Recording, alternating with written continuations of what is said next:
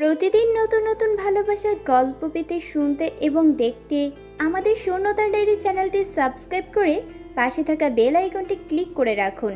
ধন্যবাদ।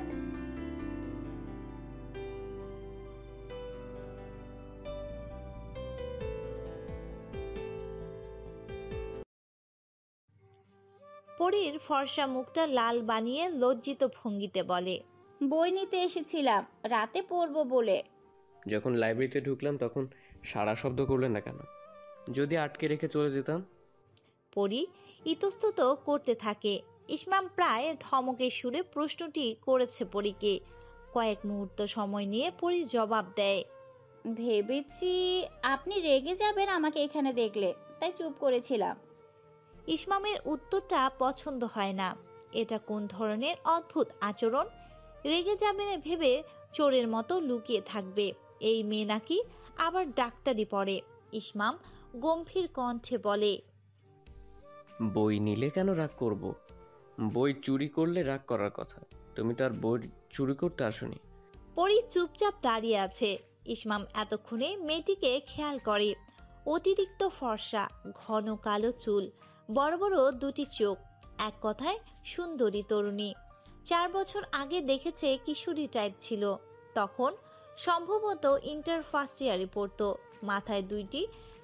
মাথার 2 লিটার তেল দিয়ে চুল দুই পাশে বেনুনি করে পোনা চাচার সাথে এ বাড়িতে আসতো।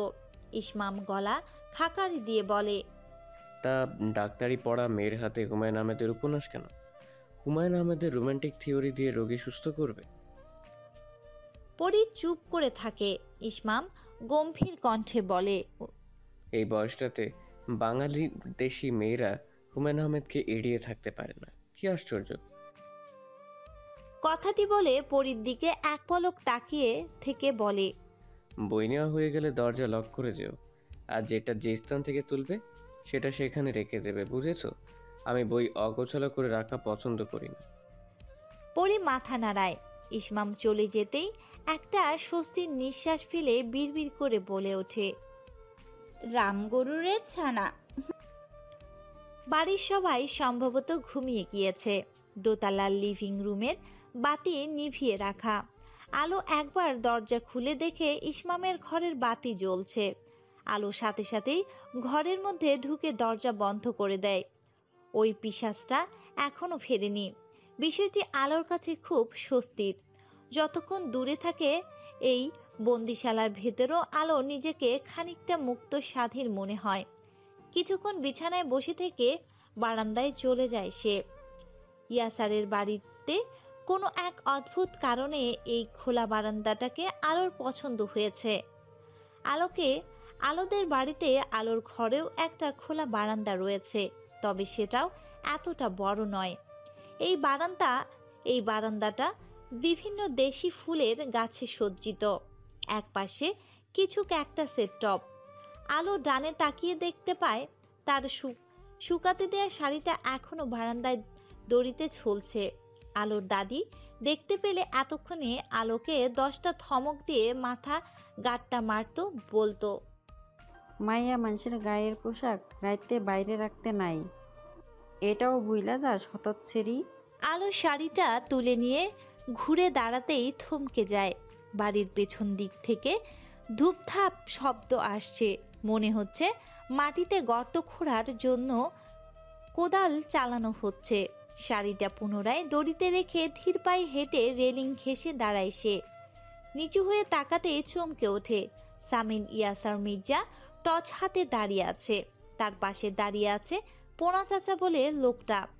আরেকটা অচেনা লোক মাটি খুঁড়তে ব্যস্ত। পাশেই একটা বস্তা, মুখ বন্ধ করা রাখা। গর্তটার দিকে তাকাতেই আলো হতভম্ব হয়ে যায়। এত বড় গর্ত দিয়ে কি হবে? আর ওই বস্তায় কি আছে? আলো কিছুক্ষণ দাঁড়িয়ে থেকে একটা গভীর নিঃশ্বাস নেয়। তারপর 2 মিনিট সময় নিয়ে কিছু একটা ভাবে। তার চোখ মুখ আতঙ্কের ছেয়ে যায়। রুদ্ধশ্বাসে দৌড়ে ঘরের সিটকিনি খুলে নিচে নামে। ফুলির মা আর সিতারা তখনও জেগে। আলোকে দেখে ফুলির মা চেঁচিয়ে ওঠে, আরে বড় ভাবি, দৌড়াইয়া কই যান? আলো দৌড়ে সদর দরজার দিকে যায়।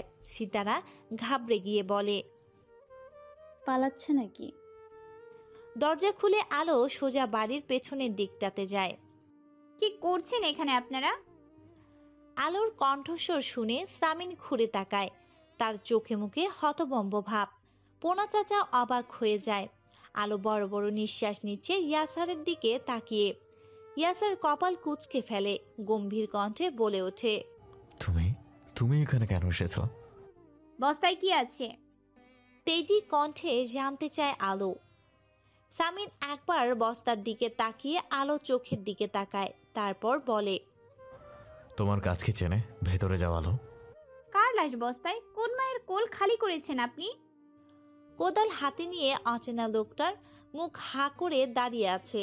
পোনা চাচা মিনমিন করে বলে, ভেতরে যাও বৌমা, ইয়াসার বাবা রেগে যাচ্ছে। আলো পোনার দিকে তাকিয়ে নরম গলায় বলে, চাচা আপনিও? আপনাকে আমি সহজ সরল লোক ভেবেছিলাম, শেষমেশ আপনিও টাকার জন্য এই অমানুষটার সাথ দিচ্ছেন। বৌমা কি বলছো এসব তুমি? সামিন পোনাকে থামিয়ে দিয়ে আলোকে বলে, ভালোই ভালোই বলছি, ভেতরে যাও আলো। পাড়া প্রতিবেশী জেগে যাবে, এত জোরে চেঁচিও না, সিন ক্রিয়েট করো না। জেগে যাক, সবাই দেখুক এখানে কি হচ্ছে, আপনার আসল রূপটা দেখুক। চেঁচামেচিতে এতক্ষণে বাড়ির সবাই এসে দাঁড়িয়েছে সেখানে। ইসমাম, ইলহাম, ঈশিতা, ঋতু, ফুলির মা, সিতারা, পরি, ইহান সবাই এসেছে। সামিন ইয়াসার দাঁতে দাঁত চেপে বলে, অবাধ্য হয়েও না তুমি আমার, তুমি ঘরে যাও। বস্তায় কি আছে? আলো ইয়াসারের চোখে চোখ রেখে প্রশ্ন করে। সামিন ইয়াসার কয়েক মুহূর্ত আলোর দিকে তাকিয়ে থেকে পোনা চাচার দিকে তাকায়। পোনা চাচা গিয়ে বস্তায় মুখ খুলে সবটা ঢেলে দেয় মাটিতে। আলো হাওয়ে সেদিকে তাকিয়ে থাকে। বস্তায় শুকনো পাতা এবং কচুরিপানা ছিল। আলো পোনার মুখের দিকে তাকায়। পোনা নিচু স্বরে বলে, গাছের জন্য কম্পোস্ট বানানোর স্থান প্রস্তুত করছিলাম বৌমা। আলো মাথা ঘুরিয়ে চোখ তুলে ধীরে ধীরে সামিন ইয়াসারের দিকে তাকায়। সামিন কটমট দৃষ্টি দিয়ে তার দিকে তাকিয়ে আছে। রাগে তার হাত সে মুষ্টিবদ্ধ করে রেখেছে। আলো একটা ঠোক গিলে ফেলে, মনে মনে বলে ওঠে, সিংহের নাকি সুরসুরি দিয়েছিস আলো, আজ তোর খবর আছে। ইসমাম আলোর দিকে তাকিয়ে সামিনকে বলে ওঠে, কি হচ্ছে এখানে ভাইয়া? কোনো সমস্যা? সামিন ইসমামের কথায় উত্তর না দিয়ে আলোর দিকে তাকিয়ে বলে, বেশি বেশি করতে আমি নিষেধ করছি আলো, ঘরে চলো। আজ তোমাকে এমন শিক্ষা দেবো তুমি আজীবন মনে রাখবে, ফটকার চালাক মেয়ে। দরজা লক করে সামিন আলোর দিকে তাকায়। তাকে দেখে আলোর হঠাৎ খুব ভয় হচ্ছে। এতটা ক্ষেপে যেতে ইয়াসারকে সে কখনোই দেখেনি। আলো প্রথম দিন থেকে ইয়াসারকে যত অপমান করেছে, গায়ে থুতু মেরেছে, গায়ে হাত তুলেছে, ইয়াসার কখনো মেজাজ দেখায়নি। ঠান্ডা মাথায় আলোকে বরদাস্ত করে গিয়েছে। কিন্তু আজ সামিন ইয়াসার যেন অন্য রূপ ধারণ করেছে। আলো একটা ঢোক গিলে ফেলে কণ্ঠে তেজ ফিরিয়ে এনে বলে, ইয়াসার দাঁত কিরমির করে আলোর দিকে এগিয়ে যায়। আচ্ছা তাই নাকি? আলো ভয় পেয়ে গেলেও টান টান হয়ে দাঁড়িয়ে থাকে। ইয়াসার আরেকটু এগিয়ে গিয়ে আলোর হাতের কবজি ধরে দাঁত খিচিয়ে বলে, বারবার করতে নিষেধ করেছি না আলো, বেশি বোঝো তুমি। হ্যাঁ, আজ তোমার এই হাল আমার বেশি বোঝার কারণে তোমার বেশি বোঝার কারণে তুমি কি তা জানো কেন আমায় জন্ম মেরেছিলে সেদিন? আলো ইয়াসারের হাত থেকে নিজেকে ছাড়িয়ে নিতে গায়ের সমস্ত শক্তি খরচ করে। ইয়াসার তার দিকে তাকিয়ে বিদ্রুপের হাসি হেসে বলে, কই তোমার অর্জন কোথায়? একটা স্টেপ দেখাও তো দেখি কেমন কারাতে জানো তুমি। আলো 2 মিনিট গলা কাটা মুরগির মতো ছটফট করে নিস্তেজ হয়ে পড়ে। নিষ্প্রাণ গলায় বলে, রাত 10টার সময় মানুষ কম্পোস্ট বানাতে চায়? আমার জায়গায় অন্য কেউ হলে সেটাই ভাবতো, যেটা আমি ভেবে ফেলেছি। সেজন্য আমাকে খুনি বানিয়ে দেবে? কেন, ভুল বললাম কোথায়? আমার ভাইদের মেরে বড় ব্রিজের নিচে কচুরিপানার মধ্যে কিংবা মিউনিসিপ্যালিটির ড্রেনে ফেলে দিয়ে আসবেন, বলবেন নি এমন কথা? সামিন থতমত খেয়ে যায়। কয়েক মুহূর্ত চুপ করে থেকে মিনমিন করে বলে, ভয় দেখিয়েছি শুধু, করতাম না কিছু। খুন খারাপই কখনো করিনি। রাত 10টার সময় কম্পোস্ট কে বানাবে পাগল ছাড়া? আমি রাত 3টার সময় বানাবো, তাতে তোমার কি? হ্যাঁ, গোয়েন্দা বাপের গোয়েন্দা কন্যা। কণ্ঠে তেজ নিয়ে বলে ওঠে সামিন। আলো সামিনের দিকে তাকিয়ে থাকে। সামিন আবারও আগের মূর্তি ধারণ করে বলে, আর যদি কখনো দেখি আমি বেশি লম্ফঝম্প করেছো তাহলে খুব খারাপ হয়ে যাবে। হ্যাঁ, আজ কিছু বললাম না। চেয়েছিলাম শাস্তি দিতে, দিলাম না। মেয়ে মানুষ, দুর্বল প্রজাতি, তাই। কি করতেন? গায়ের জোর দেখাতেন? আপনার মতো কাপুরুষেরা আর কি বা পারে? সব পারিবারিক শিক্ষা। নিজের মা চাচিকে দেখেছেন আজীবন বাবা চাচার পায়ের তলায় পিষ্ট হতে, সেটাই শিখেছেন। আপনার মতো পুরুষেরা ওই কথিত পুরুষ ধর্মের অনুসারী পূজারী। আচ্ছা, আর তোমার বাবা কি করতো? তোমার মাকে মাথায় উঠিয়ে নাচতো সারাদিন? ঠান্ডা গলায় বলে ইয়াসার।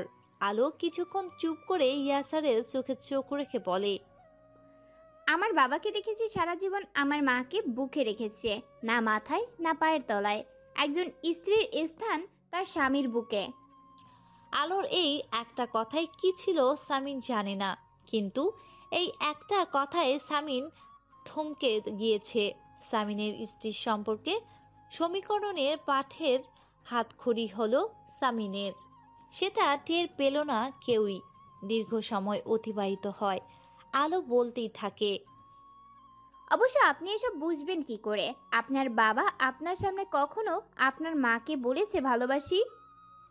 সামিন রোবটের মতো মাথা নাড়িয়ে না বলে, যেন সে আলোর হাতে চাবি দেয়া পুতুল হয়ে গিয়েছে।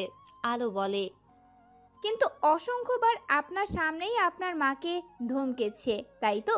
সেই জন্যই তো শুধু শিখেছেন স্ত্রী ধমকের জিনিস, তুচ্ছ। কিছুক্ষণ চুপ করে আলোর দিকে তাকিয়ে সামিন হঠাৎ করে নরম গলায় বলে ওঠে, বেশি চেঁচিয়ে কথা বলবে না। আর পাড়া প্রতিবেশী ভয়ঙ্কর লেভেলের গোছরে উল্টোপাল্টা কথা বানাতে ছাড়বে না। আমি সেটা বরদাস্ত করবো না একদমই। অনেক রাত হয়েছে, শুয়ে পড়ো। আমি কোনো জোর খাটাবো না। হাহ, দুর্বল জাতি তোমরা, জোর খাটানোর প্রয়োজনও নেই।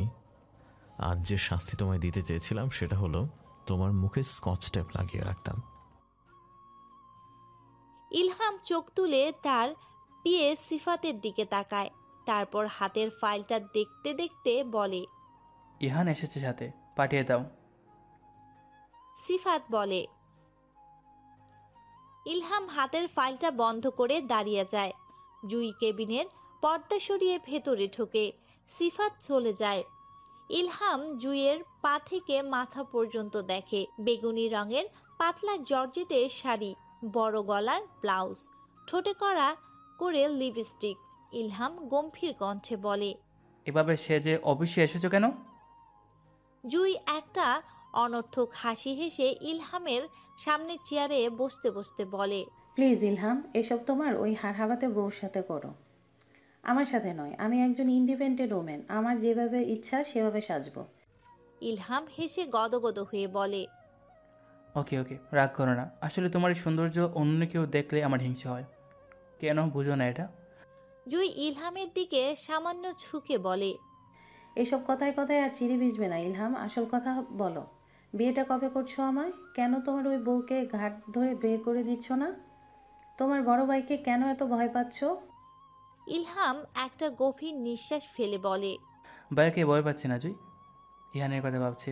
মা ছাড়া কিছুই বোঝে নাও, আর একটু বড় হোক তারপর না হয়। জুই ইলহামের কথা শুনেই কপাল কুঁচকে ফেলে, দাঁতে দাঁত চেপে বলে, আর 1 বছর সময় দিলাম, তারপর যদি ওকে না তাড়িয়ে দাও না তাহলে আমাকে তুমি হারিয়ে ফেলবে। ভাবি, ঈশিতার ডাকে ঋতু শাড়ির আঁচল দিয়ে চোখ মুছতে ব্যস্ত হয়ে পড়ে। ঈশিতা এসে ঋতুর কাঁধে হাত রেখে চিন্তিত হয়ে বলে, কাঁদছো কেন? ভাইয়ার সাথে কিছু হয়েছে? ঋতু কান্না ভেজে কণ্ঠে বলে, ওই মেয়েটা আবার তোমার ভাইয়ের অফিসে এসেছে আপু। ঈশিতা রেগে গিয়ে বলে, আমি বারবার বলি চলো বড় ভাইয়াকে বলি চলো, তুমি কেন আমার কথা শুনছো না? ভাইয়া ওনাকে শাস্তি হিসেবে ব্যবসা থেকে দূর করে দিবে আপু। আমি ওনার ভোগান্তি চাচ্ছি না। তাহলে মরো, তুমি মরে যাও। আলোর কণ্ঠ শুনে ঋতু আর ঈশিতা চমকে ওঠে। আলো তাদের দিকে তাকিয়ে আছে। ঋতু চোখ মুছে ওদিকে মাথা ঘুরিয়ে নেয়। আলো কণ্ঠে বিদ্রুপ মিশিয়ে বলে, এই যে তুমি, এদিকে তাকাও, এই বাড়ির লক্ষ্মী মেজো বৌমা, তাকাও বলছি। ঋতু ধীরে ধীরে তাকায় আলোর দিকে। আলো বলে, ঈশিতা আলোকে বলে, তুমি একটা জড় বস্তু, একটা অবজেক্ট, তুমি, তোমার মরে যাওয়া উচিত। এভাবে কথা বলবে না আলো, ভাবি এমনিতেই কষ্ট পাচ্ছে। আলো ঈশিতাকে উপেক্ষা করে বলে, কেন ওকে লাথি মেরে চলে যাচ্ছ না এখনো? তোমাকে কি আমার মতো জিম্মি করে রেখেছে? রাখিনি। তাহলে কেন একটা চরিত্রহীনের মায়ায় আটকে আছো? কবুল বলেছো বলে? ওর বাচ্চা পেটে ধরেছো বলে? হ্যাঁ তাই তাই। ডুকরে কেঁদে ওঠে ঋতু। আলোর কণ্ঠে তেজ নিয়ে বলে, তোমাদের মতো অবজেক্টদের মরে যাওয়াই উচিত। ঋতু কাঁদতে কাঁদতে চলে যায়। ঈশিতা তার পিছু পিছু ছুটে যায়। আলো দাঁড়িয়ে আছে। ইসমাম পিছন থেকে বলে, এখানে কি নারী মুক্তির আন্দোলন চলছে? আলো ঘুরে পেছনে তাকিয়ে চোখ মুখ কুঁচকে ফেলে। ইসমাম আলোর দিকে এগিয়ে যায়, নিচু স্বরে বলে, তোমাকে যত দেখছি তত অবাক হচ্ছি অদ্রিতা। বেগম রোকেয়ার থেকে কোনো অংশে কম না তুমি। আর আমি তোমাকে যত দেখছি তত আমার মেজাজ খারাপ হচ্ছে। ঋতুর চেয়েও বড় জড়বস্তু তুমি, একটা ক্রিমিনাল ভাইয়ের হনুমান তুমি। ইসমাম চুপ করে আলোর দিকে তাকিয়ে থাকে। আলো দ্রুত পায়ে হেঁটে সামিনের ঘরে চলে যায়। ইসমাম ঠায় দাঁড়িয়ে থাকে, মনে মনে বলে ওঠে, বারবার বলেছি এসবে জড়িও না জড়িও না, কিন্তু না, তোমার তো সাহসিকতা দেখাতে হবে। তোমার আর ভাইয়ার সংঘাতে আমার অনুভূতিকে জলাঞ্জলি দিতে হলো অদ্রিতা। গাড়ি থেকে নেমে ইমতিয়াজ মির্জা শান্তিনীরের অন্দরমহলে প্রবেশ করে। রিয়াজ গাড়ি থেকে তার ব্যাগ নামিয়ে লিভিং রুমে রেখে চলে যায়। গায়ের ব্লেজার খুলে একটা ডিভানের উপর রেখে ইহানকে ডাকতে থাকে। রান্নাঘর থেকে ঋতু বের হয়ে অবাক চোখে তাকায়। বাবা আপনি, আপনার তো সামনের সপ্তাহে আসার কথা ছিল। ছিল, কাজ শেষ হয়ে গিয়েছে, তাই আর বসে থেকে কি করতাম। ইহান দাদুর কথা খুব মনে পড়ছিল। সে কোথায়? তার ফুপির কাছে। ঋতু আমতা আমতা করে জবাব দেয়। সে আসলে চিন্তায় পড়ে গিয়েছে সামিন ইয়াসার বাড়িতে নেই। এই অবস্থায় তার শ্বশুর যদি আলোকে দেখে তাহলে ঋতু কি বলবে? সিঁড়ি বেয়ে ইসমাম নিচে নেমে দাঁড়িয়ে পড়ে। ইমতিয়াজ মির্জা উঠে দাঁড়িয়ে অবাক হয়ে তাকিয়ে আছে ইসমামের দিকে। ইসমাম কয়েক মুহূর্ত সময় নিয়ে বলে, কেমন আছেন বাবা? ভালো। তুমি হঠাৎ কি মনে করে? আমি তো ভেবেছিলাম একেবারে আমার জানাজায় এসে উপস্থিত হবে। ইসমাম এগিয়ে গিয়ে বাবার সাথে সৌজন্যমূলক কোলাকুলি করে নিচু স্বরে বলে, কাজ ছিল কিছু। ও আচ্ছা আচ্ছা, আমাদের জন্য আসুনি তাহলে। ইসমাম কিছু বলে না। ইমতিয়াজ স্বাভাবিক গলায় বলে, এসেছো যখন নিজের ভাগটা বুঝে নিও, আর তার সাথে নিজের দায়িত্বটাও। সিঁড়ি বেয়ে আলো নিচে নেমে আসে। ঋতু মাথায় হাত দিয়ে বিড়বিড় করে বলে, এরও ঠিক এই মুহূর্তেই নিচে নামার ছিল। ইয়া মাবুদ, আমি এখন কি করব? ইমতিয়াজ মির্জা অবাক হয়ে আলোর দিকে তাকিয়ে আছে। আলো নেমে দাঁড়িয়ে পড়ে লিভিং রুমে। ঋতু একবার আলো আর একবার ইমতিয়াজ মির্জার দিকে তাকায়। ইমতিয়াজ মির্জা আলোর দিকে তাকিয়ে থমকে ওঠে। এই মেয়ে, এখানে কি তোমার? ও এখন এই বাড়ির লোক বাবা, তোমার বড় ছেলের বউ। সামিন ইয়াসারের কণ্ঠ শুনে ইমতিয়াজ মির্জা সদর দরজার দিকে তাকায়। চোখ থেকে সানগ্লাস খুলে ফেলে বাবার দিকে তাকিয়ে আছে সামিন। এয়ারপোর্টে নেমেই ইমতিয়াজ বড় ছেলেকে ফোন করেছিল। সামিন তাই ছুটে এসেছে যাতে আলোকে নিয়ে কোনো ঝামেলা তৈরি না হয়। বড় ছেলের বউ মানে? হতভম্ব হয়ে যায় ইমতিয়াজ মির্জা। সামিন বলে, মানে আমার বউ, আমি ওকে বিয়ে করেছি। আলো সামিন ইয়াসারের দিকে তাকিয়ে তার বাবার দিকে তাকায়। সে মনে মনে খুব চাচ্ছে এখন বাবা ছেলের যুদ্ধ লেগে যাক। ইমতিয়াজ মির্জা ছেলের দিকে হা করে কিছুক্ষণ তাকিয়ে থেকে বলে, তুমি কি আমার সাথে মজা করছো? তোমার সাথে মজা করতে আমি আতাউর আলমের মেয়েকে বাড়িতে এনে শাড়ি চুরি পরিয়ে মাথায় ঘোমটা দিয়ে রাখবো বাবা? কোন সাহসে তুমি এই কাজটা করলে? তুমি কি পাগল হয়ে গিয়েছ? শেষে ওই আতাউর আলমের মেয়েকে যে আমার রাজনৈতিক কেরিয়ার নষ্ট করেছিল, এই মেয়েটা তোমাকে চর মেরেছিল ভরা জনসভায়, সেটা তুমি ভুলে গিয়েছো? সামিন বাবার কথায় উত্তর না দিয়ে আলোর দিকে তাকায়, তারপর বলে, তোমার শ্বশুর, সালাম দাও। আলো একবার সামিন একবার ইমতিয়াজকে দেখে হনহন করে সিঁড়ি বেয়ে উপরে উঠে যায়। সামিন কোনো এক অজানা কারণে হেসে ফেলে। সে আসলে আগে থেকেই জানতো আলো ঠিক এই কাজটাই করবে। ইমতিয়াজ মির্জা বলে, কি ঔদ্ধত্য এই মেয়ের! এটা তুই কি করলি বেটা? তাও আমাকে না জানিয়ে। গদি সেরেছি দেখে দাম দিচ্ছিস না তো? কেন করেছিস ওই মেয়েকে বিয়ে, বল? ভালো লেগেছিল। সামিন বাবাকে আসল কথাটা বলে না। ইসমাম ভাইয়ের কথা শুনে ভাইয়ের মুখের দিকে তাকায়। সামিন বলতে থাকে, এটা একটু আলাদা, তাই ভালো লেগেছিল। আমি সংসার করতে পারলে তোমার অসুবিধা হবার কথা না বাবা। আমি যে বিয়ে করি সেটা তো তুমিও চাইতে। তাই বলে আতাউরের মেয়েকে? সামিন এক রহস্যময় হাসি দিয়ে বলে, হ্যাঁ, আতাউরের মেয়ে অদ্রিতা আলোকে। পাশের পরিস্থিতি কিছুটা থমথমে হয়ে আছে। ইমতিয়াজ মির্জা ছেলের উপর প্রচন্ড অভিমান করে নিজের ঘরে বসে আছে। ইহানকে ছাড়া কাউকে সে ঘরে ভেতর ঢুকতে দিচ্ছে না। সামিন স্বাভাবিক ভঙ্গিতে খাওয়া দাওয়া করে দোতলায় উঠে গিয়েছে, যেন কিছুই হয়নি। দোতলা থেকে পরিতার ব্যাগ গুছিয়ে নেমে ডাইনিং রুমে ঈশিতার সামনে গিয়ে দাঁড়ায়। ইসমামের দিকে এক পলক তাকিয়ে ঈশিতাকে বলে, আসছি আপু। আবার সামনের সপ্তাহে আসবি। বারবার ফোন দিতে আমার ভাল লাগে না। পরি মাথা নাড়ায় ঠিকই, কিন্তু মনে মনে বলে, তোমার এই রামগরুরের ছানা ভাইটা যতদিন এখানে আছে আমি এই পথে আর আসছি না। পরি চলে গেলে ইসমাম বলে, মেয়েটার কি কোনো সমস্যা আছে? কেন বলতো? কেমন অ্যাবনর্মাল, হাঁটা চলা করে অদ্ভুতভাবে, সামান্য কথা বললেই লাফিয়ে ওঠে। অতিরিক্ত ন্যাকা মনে হয় না তোর? ও কি পোনা চাচার প্রিম্যাচিওর বেবি ছিল? ঈশিতা ভ্রুকুচকে তাকায়, গম্ভীর কণ্ঠে ইসমামকে বলে, বিদেশে থেকে থেকে খ্যাপা মেয়েদের দেখে দেখে পরীর মতো মিষ্টি নম্র ভদ্র মেয়েকে ন্যাকা লাগবেই স্বাভাবিক। ইসমাম ঈশিতার দিকে তাকিয়ে বলে, তুই এত খেপে যাচ্ছিস কেন? আচ্ছা, ন্যাকা শব্দটা আমি ফিরিয়ে নিলাম। পরি হচ্ছে খাঁটি বাঙালি নারী, হয়েছে? ঈশিতা কোনো কথা বলে না, নাক চোখ কুচকে খেতে থাকে।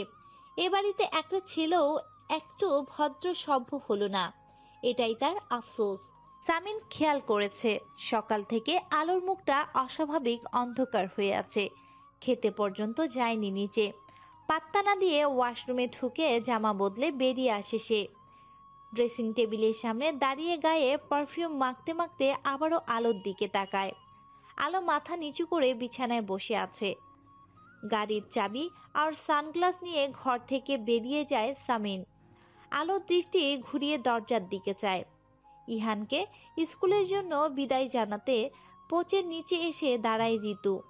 পোনা চাচা ইহানকে স্কুলে আনা নেয়া করে।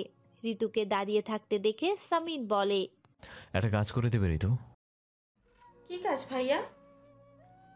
অবাক হয়ে তাকিয়ে আছে ঋতু। ভাবি আসবো? ঋতুর কণ্ঠস্বর শুনে আলো নড়ে চড়ে বসে গম্ভীর কণ্ঠে বলে, এটা আমার ঘর না, এত পারমিশন নেওয়ার কিছু নেই। ঋতু ভেতরে ঢোকে, আলোর দিকে তাকিয়ে বলে, কাঁদছিলেন নাকি ভাবি? কিছু বলার থাকলে বলে বিদায় হও, এই বাড়ির লক্ষ্মী মেজো বৌমা। ঋতু এগিয়ে গিয়ে বিছানার একপাশে বসে, আলোর চোখের দিকে তাকিয়ে বলে, আপনি কি কোনো কারণে কষ্ট আছেন? আলো ঋতুর দিকে তাকিয়ে বলে, জোর করে তুলে এনে বিয়ে করেছে তোমার ভাসুর। প্রতিটা দিন কতটা মানসিক যন্ত্রণার ভেতর দিয়ে যাচ্ছি আমি, আর তুমি আমাকে এই প্রশ্ন করছো? না, আমি আনন্দে আছি, এত আনন্দে আছি যে আনন্দে তোমাদের সবাইকে খুন করতে ইচ্ছে হচ্ছে। ঋতু বলে, ঠিক সেটা না ভাবি, বলতে চাইছি শারীরিক কোনো সমস্যা, ডাক্তার ডাকবো কি না? আলো চুপ করে বসে থাকে। ঋতু বলতে থাকে, শারীরিক সমস্যার কথা আমার সাথে শেয়ার করতে পারেন ভাবি, আমি তো আপনার বোনের মতো। কয়েক মুহূর্ত পরে আলো বলে ওঠে, ভাই দুটোর আজ জন্মদিন। প্রত্যেক বছর এই দিনে আমি কত কিছু করি ওদের নিয়ে। আজ দেখো, মুখটাও দেখতে পারছি না আমি আমার ভাইদের। এতটুকু বলে আলো থেমে যায়। কাঁধে এসব বলছে সে, এদের বলে কি লাভ? কোনো লাভ নেই, কোনো লাভ নেই। আজ বউবাজার এলাকায় ফ্লাইওভারে নির্মাণ প্রকল্প নিয়ে মিটিং বসেছে। শহরের নবনির্বাচিত মেয়র সামিন ইয়াসার মির্জা কাগজপত্র ঘুরিয়ে ফিরিয়ে দেখছে। পাশ থেকে চা দিতে আসা 50 ঊর্ধ্ব এক মুরব্বি সালাম দিয়ে বলে। সামিন কাগজ থেকে চোখ সরিয়ে লোকটাকে দেখে, চোখ থেকে সানগ্লাস খুলে ফেলে বলে, ওয়ালাইকুম আসসালাম, আমি ভালো আছি, আপনি? সামিন কাগজগুলো একজন প্ল্যানিং অফিসারের হাতে দিতে দিতে বলে, আপনি আমাকে আপনি আপনি করে কেন বলছেন চাচা? আমি তো আপনার ছেলের বয়সী। লোকটা খুশি হয় সামিনের কথায়, কিন্তু বলে। সামিন ভ্রু কুঁচকে ফেলে, তারপর শুকনো একটা হাসি দিয়ে বলে, আমি শুধুই সেবক চাচা, এসব কথা বলবেন না, এগুলো বলা ঠিক না। রাহাত কোথা থেকে এসে সামিনকে বলে, ভাই সাইডে চলেন, একটু কথা আছে। সামিন অবাক হয়ে রাস্তার পাশে গিয়ে বলে, কি? লেজের কাজ নিয়ে ঝামেলা করছে বুইয়ার দল। নিজের মেয়াদ শেষ, কিন্তু দখল ছাড়ছে না। সামিন কিছুক্ষণ চুপ করে থেকে বলে, জাস্ট কটা দিন অপেক্ষা কর, ওদের ইচ্ছে মতো উঠতে দে, আমি দেখব বিষয়টা। রনি এসে বলে, ভাই কি কাজ বলেন, কি করতে হবে? একটু বয়েজ কলেজে যা। রনি হাঁ হয়ে সামিনের মুখের দিকে তাকিয়ে থাকে, তারপর রাগ দেখিয়ে বলে, ভাই এর জন্য কিন্তু আমাকে আলাদা বেতন দিতে হবে বলে দিলাম। আপনার ওই দুদু ভাতুর ছেলে দুটোকে দেখভাল করার চারটেখানি কথা না। সামিন রনির কথায় হেসে ফেলে। ফুলির মা একবার আলোর দিকে তাকিয়ে আবারও নিজের কাজে মন দেয়, তারপর কিছুক্ষণ যেতেই বলে ওঠে, বিয়ার সময় ফুলির বাপটারেও আমার পছন্দ হয়েছিল না ভাবি। বাপ মা এক প্রকার জোর করেই বিয়ে দিয়েছিল। প্রথম প্রথম আমিও আপনার মতো স্বামীরা কাছে কাছে ঘেঁষতে দিতাম না। পরে কেমনে কেমনে জানি মায়ায় পড়ে গেলাম মানুষটার। আপনিও পারবেন দেখেন, ভাইজান আমার লাখে এক। আলো চোখ রাঙিয়ে ফুলির মায়ের দিকে তাকিয়ে বলে, ঘর ঝাড় দেওয়া হয়ে গিয়েছে, এবার যাও। ফুলির মা একটা দীর্ঘশ্বাস ছেড়ে আপন মনে বিড়বিড় করে বলতে থাকে, এই শহরের কত বড় বড় লোক তাদের মেয়ে বড় ভাইজানের কাছে বিয়ে দিতে প্রস্তাব পাঠাইতো। আলো উঠে দাঁড়িয়ে ফুলির মাকে একটা কঠিন কথা বলতে যাবে, অমনি নিচতলা থেকে কেউ ডেকে ওঠে, আপু। আলো থমকে যায়, এক পলক ফুলির মায়ের দিকে তাকায়। ফুলির মা কিছু বুঝতে পারছে না, নিজেকেও আবারও ডেকে ওঠে, আপু। আলো কয়েক মুহূর্ত থম মেরে দাঁড়িয়ে থেকে ছুটে ঘর থেকে বের হয় না, সে ভুল শোনেনি। আজান আয়াত ডাকছে তাকে, কিছু ভুল শোনেনি সে। দৌড়ে সিঁড়ি ভেঙে নিচে নামতে থাকে আলো। মাঝখানে হঠাৎ দাঁড়িয়ে পড়ে, নিচে তাকায়। আজান আয়াত লিভিং রুমে দাঁড়িয়ে আছে। আলো ছুটতে ছুটতে নিচে নামতে থাকে। সামিন ইয়াসার সিঁড়ির কাছটাতে দাঁড়িয়ে আছে। আলো দ্রুত পায়ে নামতে গিয়ে হোঁচট খেয়ে পড়ে যাচ্ছিল। সামিন তাকে ধরে ফেলে। আলো বড় বড় নিঃশ্বাস নিচ্ছে। এক পলক সামিন ইয়াসারের দিকে তাকিয়ে সে কপাল কুঁচকে ফেলে। ইয়াসারের হাত সরিয়ে দিয়ে সামনে এগিয়ে যায়। আজান আয়াত বোনের দিকে ছুটে আসে। দুহাতে নিজের ভাই দুটোকে আগলে নিয়ে আলোর চোখ দুটো বন্ধ করে ফেলে। কয়েক মুহূর্ত তিন ভাই বোন চুপ করে থাকে। সামিন ওদের দিকে তাকিয়ে দেখতে থাকে ওদেরকে। নীরবতা ভেঙে আলো বলে ওঠে, তোরা তোরা এখানে কিভাবে? আজান আয়াত চুপ করে সামিনের দিকে ভীতু চোখে তাকায়। এর মধ্যে একটা লোক এসে বেশ বড় সাইজের একটা বক্স রেখে চলে যায়। আলো আজান আয়াতের দৃষ্টি অনুসরণ করে সামিনের দিকে তাকিয়ে চোখ মুখ শক্ত করে ফেলে। তারপর আজান আয়াতের দিকে ঘুরে বলে, কি করেছে ওই লোকটা তোদের সাথে?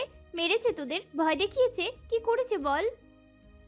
আজান আয়াত কিছু বলার আগেই সামিন ঠান্ডা গলায় জবাব দেয়, ওসব কিছুই করিনি, শুধু কলেজের সামনে থেকে ধরে এনেছি। আলো হতভম্ব হয়ে সামিনের দিকে ফিরে তাকায়, রাগী গলায় বলে, ধরে এনেছে মানে? কেন ধরে এনেছে? গুন্ডা কোথাকার ক্রিমিনাল। সামিন আলোর দিকে তাকিয়ে বলে, যা বাবা, সকাল থেকে তো ফ্যাচ ফ্যাচ করে কাঁদছিলে ভাইদের দেখতে পারছো না বলে, এনে উপকার করলাম, তা তো আমি গুন্ডা? ये तो ना ये तो भाई ना इंसाफी है। আলো সামিনের দিকে তেড়ে যায়। সেই জন্য ওদের তুলে আনবেন, সব কিছু গায়ের জোর করবেন, ক্ষমতার জোরে। তুলে আনিনি, কলেজের গেটের কাছে আমার লোক দাঁড়িয়েছিল। ওরা বের হইতে ওদেরকে জিজ্ঞেস করা হয় ওরা তোমাকে দেখতে চায় কিনা। ওরা হ্যাঁ বলেছে, তারপর নিয়ে এসেছে ওদের। জিজ্ঞেস করো, ওদেরকে জিজ্ঞেস করো। আলো আজান আয়াতের দিকে তাকায়। আয়াত বলে, খুব দেখতে ইচ্ছে করছিল তোমাকে আপু। আলো ভাইয়ের গায়ে দুমদাম কিলখুশি মারতে মারতে বলে, সেই জন্য গুন্ডাদের সাথে চলে আসবি? তোদের বুদ্ধি হবে না? ওরা কি করেছিল মনে নেই? যদি তোদের মেরে দিত, যদি ইয়াবা ভরে দিত ব্যাগে, জানিস না ওরা কত ভয়ঙ্কর, জানিস না? সামিন আলোকে কয়েক মুহূর্ত দেখে কণ্ঠস্বর গম্ভীর করে বলে ওঠে, ব্যাস, নাটক অনেক হয়েছে, এখন এসব বন্ধ। ভাইদের নিয়ে কেক কাটো আর হ্যাপি বার্থডে খতম করো। ওদেরকে বাড়ি পৌঁছে দিয়ে আসবো, নয়তো তোমার বাবা স্ট্রোক করবে পুরা। সামিন বক্স খুলে একটা বিশাল সাইজের কেক বের করে একটা টেবিলের উপর রাখে। একে একে বাড়ির সবাই লিভিং রুমে চলে এসে ওদের দেখে অবাক হয়ে তাকিয়ে থাকে। সামিন আলোর হাতে ক্যান্ডেল ধরিয়ে দিয়ে বলে, না ওইটা। আলো সামিনের দিকে তাকিয়ে আছে। কিছুক্ষণ পর হাতের ক্যান্ডেলটা ছুঁড়ে মেরে দেয় সে। আজান এসে আলোর হাত ধরে নরম গলায় বলে, থাক না আপু, চলো কেক কাটি। এমন সুযোগ যদি আর কখনো না পাই। আলো ভাইয়ের শুকনো মুখটার দিকে কিছুক্ষণ তাকিয়ে থেকে একটা দীর্ঘশ্বাস ছেড়ে দিয়ে বলে, চল। 3 ভাই বোনের মিলে কেক কাটছে। সামিন এক দৃষ্টিতে সেদিকে তাকিয়ে আছে। ভাইয়ের কেক খাইয়ে দিয়ে তাদের কপালে গভীর চুমু এঁকে দেয় আলো। চোখ ছলছল করছে তার, ঠোঁট কাঁপছে। কিছুক্ষণ সবাই চুপচাপ দাঁড়িয়ে থাকে। তারপর নীরবতা ভেঙে আলো সামিনের দিকে কঠিন দৃষ্টি দিয়ে তাকায়। কণ্ঠে ছাঁচ নিয়ে বলে ওঠে, ওদেরকে সেফলি বাড়ি পৌঁছে দিবেন ভদ্রতার সাথে, আর কোনো গুন্ডামি নয় ইয়াসার মির্জা। রাতের খাবার খেতে আলো নিচে যায়নি। সিতারা সামিনের কথায় আলোর ঘরে দিয়ে গিয়েছে খাবার টেবিলে ইমতিয়াজ মির্জা খেতে বসেছে ছেলেদের নিয়ে। খেতে খেতে বড় ছেলের দিকে তাকিয়ে গম্ভীর কণ্ঠে বলে, চাচ্ছ কি আসলে তুমি? এত বড় একটা অঘটন ঘটিয়ে কোনো ব্যাখ্যা দিতে পারছো না? শত্রুর মেয়ের সাথে আর যাই হোক সংসার হয় না, এতটুকু বোঝার ক্ষমতা নেই তোমার? সামিন চুপচাপ খাচ্ছে। বাবার কথায় উত্তর দিতে ইচ্ছুক নয় সে। ইমতিয়াজ নিজের ছেলের দিকে কিছুক্ষণ তাকিয়ে থেকে হাত ধুয়ে উঠে পড়ে। এখন বলে তো লাভ নেই, এসব তো তারই ভুল। নিজের হাতে ছেলেগুলোকে জেদি আর বেপরোয়া তৈরি করেছে। এখন কার কাছে অভিযোগ জানাবি সে? অন্ধকারের দিকে কিছুক্ষণ তাকিয়ে থেকে আলো চোখ দিয়ে দুফোঁটা অশ্রু ঝরায়। কিছু সময় ভাইদের কাছে পেয়েছিল সে, তাতে কি আর মন ভরে? মনটা কেমন অশান্ত হয়ে আছে। ইচ্ছে করছে ওই লোকটাকে খুন করে এখান থেকে পালিয়ে যেতে। হাত দিয়ে চোখের পানি মুছে নেয় আলো। করবে না, কখনোই ক্ষমা করবে না ওই পিশাচটাকে সে, কখনোই না। কিছু সময় যেতেই আলোর কেমন অদ্ভুত ঠেকে। শুকনো পাতায় মর্মর শব্দ হচ্ছে। মাথা ঘুরিয়ে ডান পাশে ফিরে তাকায় সে। আজ বিকেলের দিকে ঝড়ো হাওয়ায় বয়ে গিয়েছে। কিছুক্ষণ খোলা বারান্দায় শুকনো পাতা ভর্তি হয়ে গিয়েছে, পরিষ্কার করা হয়নি। আলো মেঝের দিকে তাকায়, পাতাগুলো অমন নড়ছে কেন? বেশ অবাক হয় আলো। খানিকটা ঝুঁকে তাকাতেই শিউরে ওঠে সে। বিকট শব্দে চেঁচিয়ে ওঠে, সাপ! সামিন ঘরেই ছিল। আলোর চিৎকারে ছুটে যায় বারান্দায়। আলোর ফ্যাকাশে মুখটা দেখে বারান্দায় দরজার কাছে দাঁড়িয়ে পড়ে। আলো উন্মাদের মতো ছুটতে ছুটতে এসে সামিনের বুকে হুমড়ি খেয়ে পড়ে যায়। ঘটনার আকস্মিকতায় সামিনের চোখ দুটো রসগোল্লার সাইজের মতো বড় হয়ে যায়। আলো আতঙ্কে এতটাই জমে গিয়েছে যে সে খেয়ালই করেনি সে কাকে আঁকড়ে ধরে রেখেছে। কয়েক মুহূর্ত কেটে যায়। সামিন আলোর মাথার দিকে দৃষ্টি রেখে মৃদু স্বরে বলে ওঠে, একটা সাপের ভয়ে ফেরাউনের বুকে আশ্রয় নিয়েছিল আসিয়া।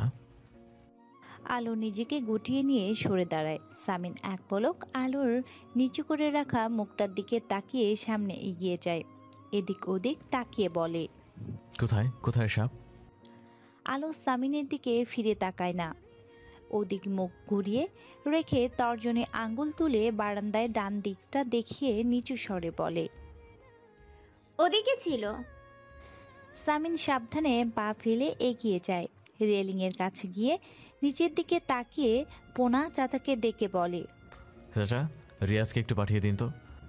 নিচ থেকে পোনা চাচা উত্তর দেয়, তোমার ঘরে বাবা? হ্যাঁ, আমার ঘরে, তাড়াতাড়ি।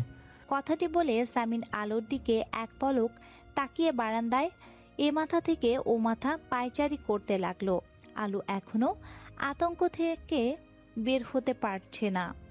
ঘন ঘন নিঃশ্বাস নিচ্ছে দাঁড়িয়ে। রিয়াজ এসে দরজায় নক করতেই সামিন গিয়ে দরজা খুলে দেয়। তারপর বলে, ওসব কিছু না রিয়াজ, তুমি শেষ কবে কার্বলিক অ্যাসিড স্প্রে করেছিলে বাগানে? এখন আবার ছড়িয়ে দাও।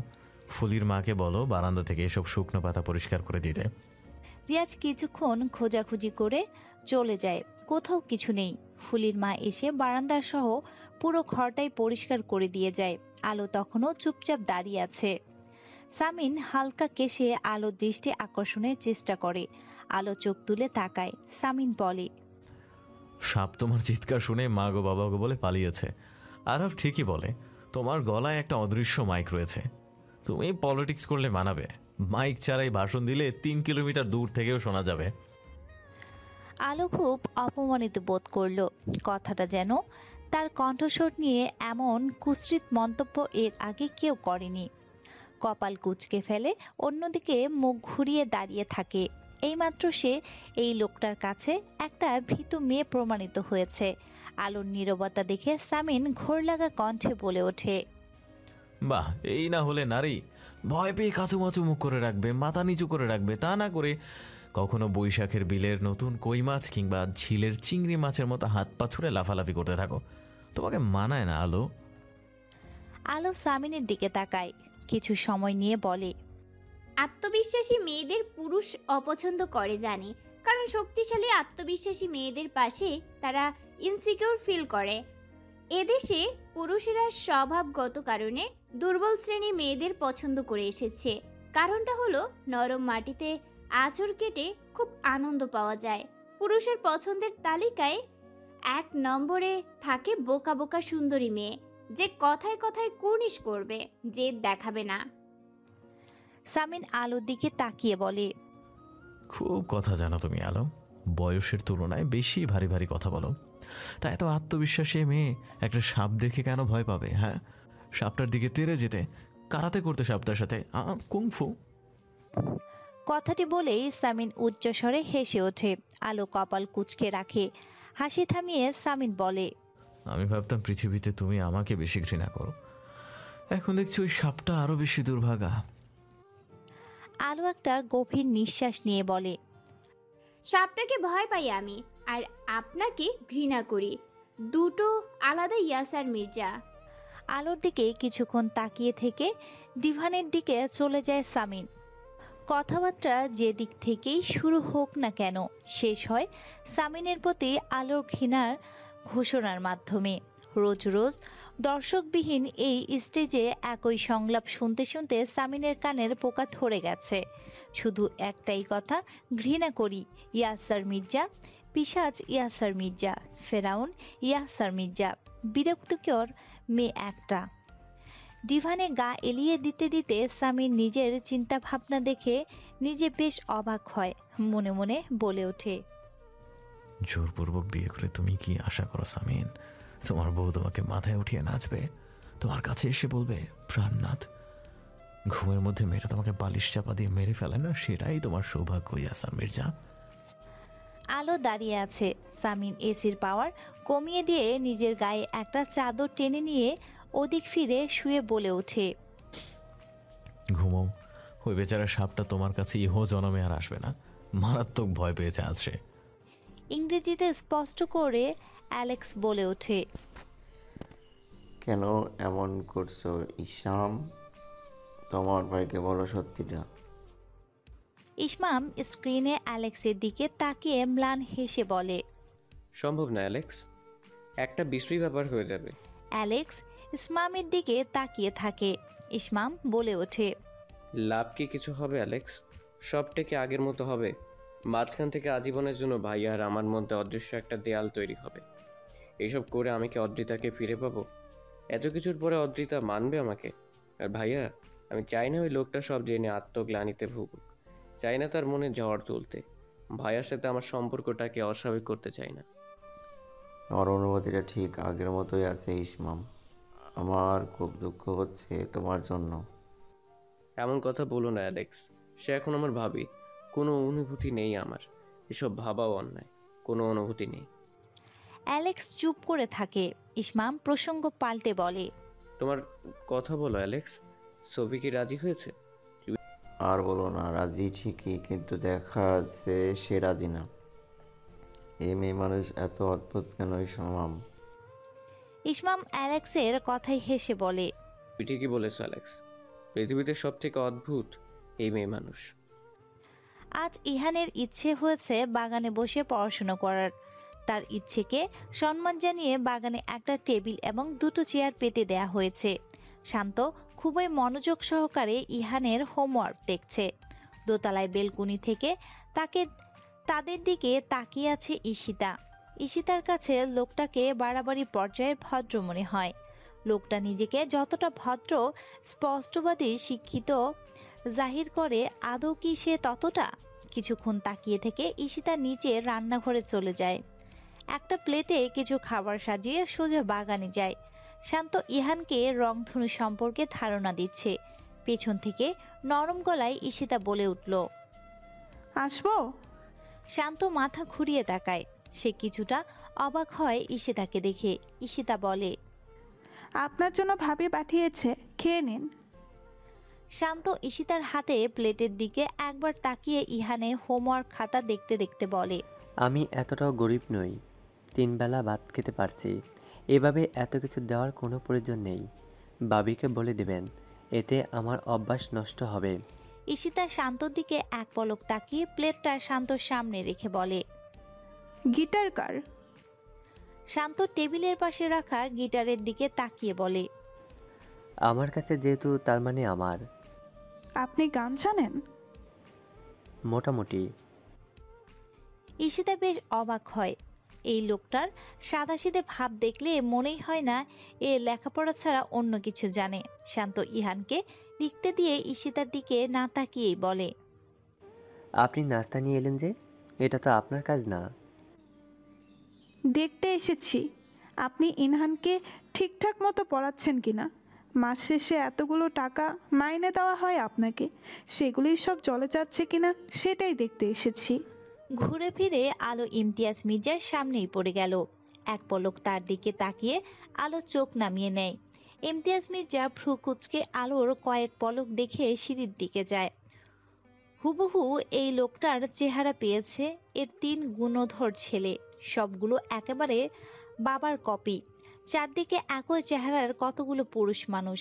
যেদিকে তাকায় ইয়াসার মির্জা রাবণের 10 মাথার মতো। কোনটা রেখে আলো কোনটা বধ করবে? আলোর জীবনটা দুর্বিষহ হয়ে উঠেছে সকাল থেকে সন্ধ্যা পর্যন্ত এদের দেখতে দেখতে। দ্রুত পায়ে ঘরে ঢুকে বারান্দার দিকে যায় আলো। ইয়াসার কিছু কাগজ উল্টে পাল্টে দেখছিল। আলোকে দেখে গম্ভীর কণ্ঠে বলে ওঠে, মেঝে তো কোনো দোষ করেনি, শুধু শুধু ওকে কেন শাস্তি দিচ্ছ? ধীরে হাঁটো। আলো দাঁড়িয়ে পড়ে, ইয়াসারের দিকে তাকিয়ে বলে, কেন? মেয়ে বলে ধীরে হাঁটতে হবে? হ্যাঁ, ওটাই নারীর সৌন্দর্য। হাঁটবো না ধীরে, আমি এমন করেই হাঁটবো, লাফিয়ে লাফিয়ে। আর এতই যখন নারীর সৌন্দর্য করেন, তাহলে ওরকম একটা দেখে বিয়ে করে নেন, আমাকে মুক্তি দিন। আমি তো যেচে আপনার ঘাড়ে উঠিনি। আমার কাছ থেকে নারীর সৌন্দর্য আশা করতে লজ্জা করে না? আমাকে মুক্তি দিয়ে আপনাদের বাড়ির মেজ বউ ঋতুর মতো একটা নমুনা বিয়ে করে আনুন, যে আনন্দের সাথে আপনার পায়ের তলায় পিষ্ট হতে চাইবে। সামিন উঠে দাঁড়ায়। আলো চোখে চোখ রেখে গম্ভীর কণ্ঠে বলে, ঋতু পায়ের তলায় পিষ্ট হচ্ছে? আলো তাচ্ছিলের হাসি হাসে কণ্ঠে বৃদ্ধ নিয়ে বলে, না, আপনার চরিত্রহীন ভাই তাকে মাথায় তুলে রেখেছে। শুধুমাত্র সন্তান জন্ম দিয়েছে বলে দয়া করে থাকতে দিয়েছে এ বাড়িতে। সামিন আলোর দিকে তাকিয়ে আছে। আলো বলতে থাকে, আপনি তো আপনি, এসব আপনার চোখে পড়বে না। নিজেই যেখানে একটা আস্ত ক্রিমিনাল। বেশি বলে ফেলছো না আলো, কোনো প্রমাণ আছে এসবের? বলো। যার সাথে ঘটেছে তাকে গিয়ে জিজ্ঞেস করুন, ঋতুকে জিজ্ঞেস করুন, তার স্বামী পরকীয়া সম্পর্ক আছে। আমি মানছি ইলহাম কিছু অন্যায় করেছিল অতীতে, কিন্তু এসব এখন অতীত। ও মন দিয়ে সংসার করছে। আপনাকে যারা ভোট দিয়েছে তাদের জন্য খুব আফসোস হচ্ছে আমার। কথাটি বলে আলো চলে যেতে নিলে সামিন পথ আগলে দাঁড়ায়। আলো ধমকের সুরে বলে, কি? ইলহামের ব্যাপারে এই মাত্র যেটা বললে সেটা যদি মিথ্যে হয়? মিথ্যা কেন হবে? আমি নিজের কানে স্পষ্ট শুনেছি। আচ্ছা, আমি ঋতুকে জিজ্ঞেস করব, যদি মিথ্যে হয় তাহলে কি করবে তুমি? তাহলে আর কি, শাস্তি তো আমি পাচ্ছি, নতুন করে আর কি দেবেন? আর যদি সত্যি হয় তাহলে আমি যা বলবো সেটা শুনবেন। বলুন। সামিন কয়েক মুহূর্ত আলোর দিকে তাকিয়ে থেকে বলে, শুনবো। এমন সময় হঠাৎ সামিনের ফোনে রিংটোন বেজে ওঠে। ফোনটা হাতে নিয়ে কানে ধরে থাকে কিছুক্ষণ, তারপর উত্তেজিত কণ্ঠে বলে ওঠে, আসছি আমি। কোথায় তোমার সেই শুভাকাঙ্ক্ষী? সব কোথায়? কেউ জিজ্ঞেস করছে তুমি কেমন আছো? সেদিনের পর থেকে খোঁজ নিতে এসেছে কেউ? আতাউর আলম বিছানায় শুয়ে শূন্য দৃষ্টি রেখে আছে। রেহানা চাপা স্বরে চেঁচিয়ে বলতে থাকে, নির্বাচন করো, নির্বাচন করো বলে খুব উস্কেছিল তখন, এখন কোথায় তারা?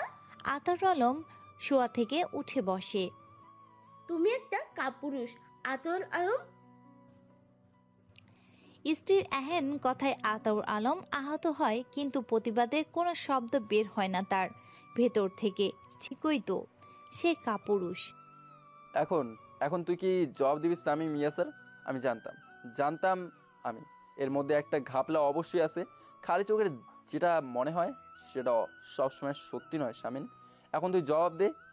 সামিন ফুয়াদের কথায় উত্তর না দিয়ে জামিলের মুখের দিকে তাকিয়ে আছে। তুই কিভাবে বলছিস ওরা আতাউর আলমের লোক নয়? আমি ওদের চিনি ভাই, ওদের প্রত্যেকটাকে আমি চিনি। ওদের আমি আগেও দেখেছি। ওদের কণ্ঠের স্বর আমার খুব চেনা। ওদের মধ্যে একজনের হাতে অদ্ভুত দেখতে কিছু আংটি ছিল। আপনার মনে আছে শিমুলতলার সমাবেশের ঝামেলার কথা? ওরা ছিল সেখানে। ওরা আর যাই হোক আতাউরের লোক না ভাই, ওরা ভুইয়ার লোক। হেনা বলেছে আমাকে, ওরা নিজের মুখে বলেছে আতাউর আলমকে বিজয়ী দেখতে চায়।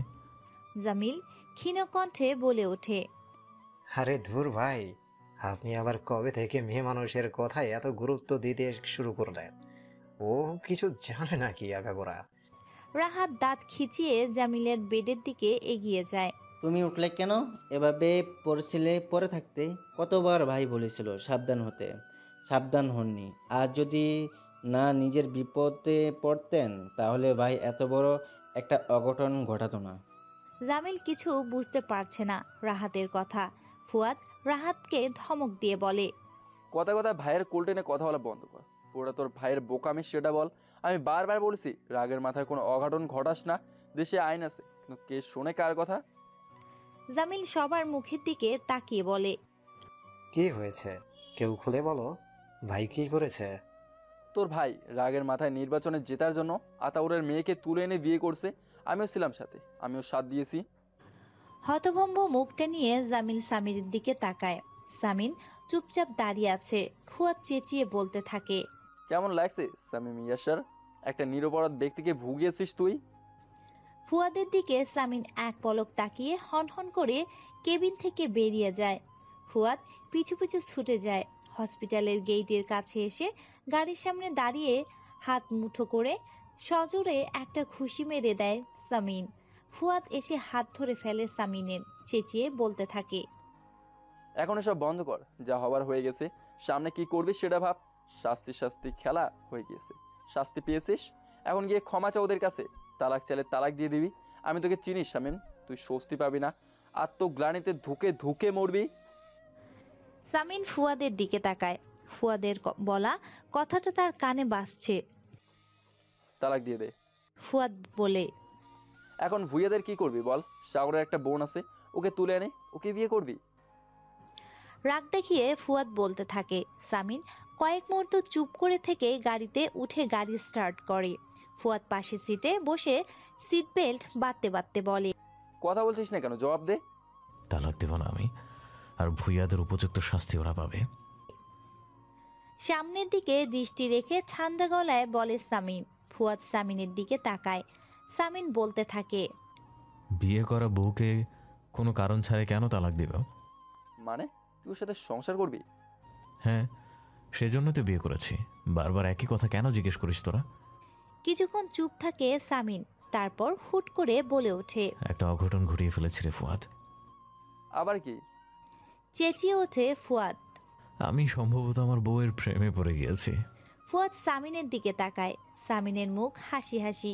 সে বলতে থাকে, কাল রাতেই টের পেয়েছে, এখন আর তালাক দেওয়া সম্ভব না। তাহলে মাপ চা ওর কাছে, ওর পরিবারের কাছে, ভুলটা স্বীকার করে নে নিজের। সামিন সে কথার উত্তর না দিয়ে বলে, খুব আলাদাও। কি অদ্ভুত দেখ, সামিন যে ধরনের মেয়েদের পছন্দ করতো না, ও সেই ধরনের মেয়ে। তবুও কি থেকে কি হয়ে গেল। শরীরের উপর জোর চলে শামীম, মনের উপর চলে না, ভুলে যাস না।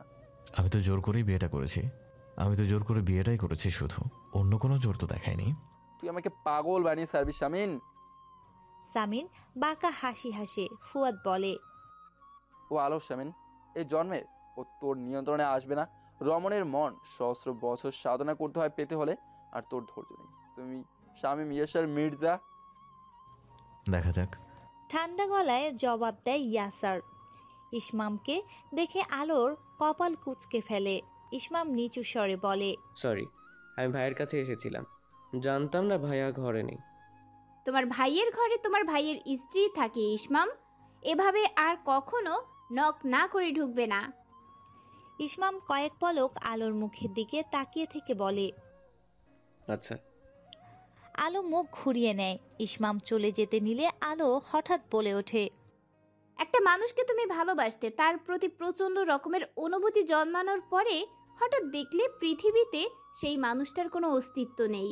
একজন ভান ধরে থাকা ছদ্মবেশীর সাথে তোমার পরিচয় হয়েছিল, তখন এর চেয়ে বেশি ঘৃণা করতে তুমি তাকে পারবে, যতটা আমি তোমাকে করি। মেঝের দিকে দৃষ্টি দিয়ে দাঁড়িয়ে আছে ইসমাম। আলো বলতে থাকে, নিজের জীবনটা গুছিয়ে নাও তুমি। এক সময়ের অধিকারবোধ থেকে বলছি, তোমার পরিবারের শিক্ষায় শিক্ষিত হইও না, দয়া করে হইও না। আলোর মুখের দিকে তাকিয়ে কিছু না বলে ইসমাম বেরিয়ে যায় ঘর থেকে।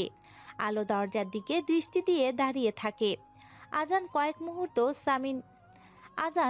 মুহূর্ত সামিনের দিকে তাকিয়ে থেকে প্রচণ্ড জোরে তার বাবাকে ডাকতে থাকে। আতর আলমের শরীরটা ভালো নেই। রেহানা এসে দরজার কাছে দাঁড়ায়। সামিন আজানের দিকে তাকিয়ে বলে, দুলাভাইকে ভেতরে আসতে দেবে না শালা? আজান দরজা থেকে সরে দাঁড়ায়। সামিন ভেতরে ঢুকতে ঢুকতে বলে, তুমি কোনটা, আজান নাকি আয়াত? আজান? আয়াত কোথায়? ফার্মেসিতে গিয়েছে। সামিন সোফায় বসে পড়ে। ভেতরের ঘর থেকে আতর আলম বলে ওঠে, কে এসেছে রিহানা? কে? আপনার জামাই ইয়াসার মির্জা। আতর আলম সামিনের কণ্ঠ পেয়ে তড়িঘড়ি করে বিছানা থেকে নামে। অসুস্থ শরীর নিয়ে বসার ঘরে এসে সামিনের দিকে তাকিয়ে থাকে। সামিন উঠে দাঁড়িয়ে সালাম দেয়। আতর আলম সামিনের এমন অদ্ভুত আচরণে বেশ অবাক হয়। তার দিকে তাকিয়ে জানতে চায়, তুমি কেন এসেছো? সামিন মৃদু হাসে, তারপর জবাব দেয়, আপনাদের দাওয়াত জানাতে। বাবা ইন্ডিয়া থেকে ফেরত এসেছেন। আমার আর আপনার মেয়ের বিয়ের রিসেপশনের আয়োজন করেছি আগামী পরশু। কার্ড ছাপানো হচ্ছে, সময় মতো পৌঁছে যাবেন। পুরো শহরের সাথে আমার শ্বশুর শাশুড়ির পরিচয় করিয়ে দেব আমি। সিতারা দরজা খুলে দিতেই অলস ভঙ্গিতে সামিন ঘরের ভিতর ঢোকে। ঘড়ির কাঁটা তখন রাত 12টা প্রায়। সিতারা নিচু স্বরে বলে, টেবিলে খাবার দেব ভাইজান? না। এক শব্দে বলে সিঁড়ির কাছে গিয়ে ফিরে সিতারার দিকে তাকায় সামিন। তোর বড় ভাবি খেয়েছে? সিতারা মাথা নাড়িয়ে বলে, জি। সামিন সিঁড়ি বেয়ে উপরে উঠে যায়। খুব সন্তর্পণে দরজা ঠেলে ভেতরে ঢুকে বিছানার দিকে তাকায় সে। আলো ঘুমিয়ে আছে। দরজা বন্ধ করে বিছানার কাছটাতে এসে বসে পড়ে। কিছুক্ষণ আলোর ঘুমন্ত মুখের দিকে তাকিয়ে থাকে। আলোকে দেখে এখন ঠিক একটা গোলাপের মতো লাগছে, যে গোলাপে কাঁটা আছে, ছুঁয়ে দিলেই হাতে ফুটে যাবে যার কাঁটা। দীর্ঘ সময় পরে মনে মনে বলতে থাকে, তুমি ঠিক বলেছিলে আলো, আমি কাপুরুষ, ভুল স্বীকার করার সাহস আমার নাই। বেশ কিছু সময় অতিবাহিত হয়। একটা মশা এসে বসে আলোর গালে। কয়েক মুহূর্ত ইতস্তত করে সামিন একটা আঙ্গুল ছুঁয়ে দেয় আলোর গালে। হুট করে ঘুম ভেঙে যেতেই আলো লাফিয়ে উঠে বসে। সামিন কিছুটা চমকায়। আলো হতভম্ব ভাব কাটিয়ে তেজি কণ্ঠে বলে ওঠে, আপনি আমার গালে হাত দিচ্ছিলেন কেন? সামিন থতমত খেয়ে বলে, মশা পড়েছিল। হাতে পড়ে থাকুক, আপনার কি? চেঁচিয়ে ওঠে আলো। সামিন উঠে দাঁড়ায়। আলো বলতে থাকে, দেখছেন ঘুমিয়ে আছি আর অমনি সুযোগ নিতে চলে এসেছেন, তাই না? সামিন কিছু বলে না। সে জানে রোজকার তর্কাতর্কি শুরু হতে যাচ্ছে, যার শেষ হবে আমি আপনাকে ঘৃণা করি ইয়াসার মির্জা কথাটির মাধ্যমে। তাই কথা না বাড়ানোই ভালো। আলো বিছানা থেকে নামে, সামিনের দিকে তাকিয়ে বলে, জামিল কথা বলেছে? কি বলেছে সে? ওর সাথে আমার কথা হয়নি। ঠান্ডা গলায় জবাব দেয় সামিন। আলো বলে ওঠে, কেন কথা হয়নি? কেন কথা বলছেন না? সত্যিটা জানলে মুখে চুনকালি মাখা হয়ে যাবে, সেই ভয়ে? সামিন কিছুক্ষণ চুপ করে থেকে বলে, ঘুমাও আলো। কেন? আমাকে ঘুম পাড়ানোর এত তাড়া কিসের? আমি ঘুমিয়ে গেলে সুযোগ নিতে আসবেন সেই জন্য? সামিন প্রচণ্ড বিরক্ত হয় আলোর এমন আচরণে। সে তার বিরক্তি প্রকাশ না করে ঠাট্টার ছলে বলে, নিজেকে কি ভাবো তুমি? হ্যাঁ, অনেক সুন্দরী। নিজের গায়ের রং দেখেছো? ওই সামান্য উজ্জ্বলতাটুকু সৃষ্টিকর্তা তোমায় দয়া করে দিয়েছে। ভেবো না আমি সুযোগ নেয়ার জন্য বসে আছি। আলো হা করে তাকিয়ে আছে। কথাটি বলে সামিন মুখ টিপে হাসে। আলো সামিনকে অবাক করে দিয়ে বলে ওঠে, নিজে একটু ফর্সা বলে নিজেকে কি ভাবেন আপনি? অন্যের গায়ের রং নিয়ে কথা শোনাচ্ছেন, আর আপনি অনেক সুন্দর। নিজের চেহারা কখনো আয়নায় দেখেছেন? একটা সাদা মুলার মতো লাগে আপনাকে। ওরা নারী জাত, পুরুষকে ঘায়েল করতে করাতে মারপিট জানতে হয় না। মুখটা একটু মাসুম মাসুম করে রাখলেই পুরুষ ঘায়েল হয়ে যায়। ভাইয়ের ক্ষেত্রেও ঠিক তাই হয়েছে। রনির এমন কথায় সবাই তার দিকে তাকায়। সামিন ইয়াসারের পার্টি অফিসে আজ সবাই জমায়েত হয়েছে। মাস শেষে একটা দিন তারা দুস্থদের মাঝে খাবার বিতরণ করে। আজ সেই দিন। সামিন রাহাতের সাথে কিছু গুরুত্বপূর্ণ আলোচনা করছে। এপাশে বসে বাকিরা সবাই সামিনের সমাচার পাঠ করছে। আরাফ কপাল কুঁচকে বলে, ভাই, ওই মেয়েটার মুখের ভাষা এত জঘন্য, গালাগাল ছাড়া কথা বলতে পারে না। ইয়াসার ভাই কিভাবে ওর প্রেমে পড়লো বলতো? রনি আরাফকে থামিয়ে দিয়ে বলে, ওই মেয়েটা না, ভাবি বল, ভাই শুনলে কাঁচা খেয়ে ফেলবে। সবুজ বলে ওঠে, যাই বল, ভাই যে আলো ভাবির প্রেমে পড়বে তা জানতাম, কিন্তু এত তাড়াতাড়ি এই সিংহ একটা মেয়ের কাছে কাবু হয়ে গিয়েছে এটা মানতে পারছি না। তোর চোখের সামনে সারাদিন চুড়ি পরে, লাল শাড়ি পরে মাথায় ঘুমটা দিয়ে একটা মেয়ে ঘুরঘুর করবে, তোর পুরুষ মনে সুরসুরি লাগবে না? তোর প্রেম প্রেম পাবে না? রনির এই কথাটা আরাফের মাথা নাড়িয়ে সম্মতি জানিয়ে বলে, তাও ঠিক, ওরা নারী, ওরা সব পারে। কিছু না করেও ওই যে নারী দিবসের একটা স্লোগান আছে না, আমরা নারী, আমরা সব পারি, কথাটা এজন্যই বলেছে। তো হাসতে হাসতে বলে ওঠে, ভাই, আমরা নারী, আমরা পাথরেরও মন গলাতে পারি। তোরা আমার কথা না শুনে নিজেরা কি আলোচনা করছিস এত?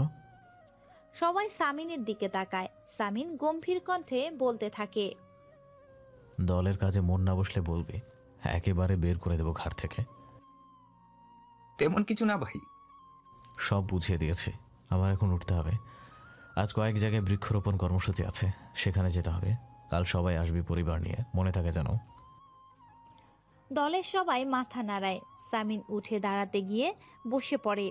তার দৃষ্টি টেবিলের উপরে রাখা একটা ছোট আয়নার ভিতরে তার নিজের প্রতিবিম্বের নিবদ্ধ। কয়েক পলক সেদিকে তাকিয়ে থেকে ছেলেদের দিকে তাকিয়ে বলে, আচ্ছা বলতো, আমি দেখতে কেমন? সবাই মুখ চাওয়াচাওয়ি করতেই থাকে সামিনের কথায়। রাহাত বলে, সুন্দর, আপনি অনেক সুন্দর। কেন ভাই? সামিন বলতে থাকে। আমি ফর্সা, সেজন্য কি আমাকে সাদা মুলার মতো লাগে? তৌফ দাঁত বের করে বলে, কি যে কন ভাই, আপনি কত সুন্দর।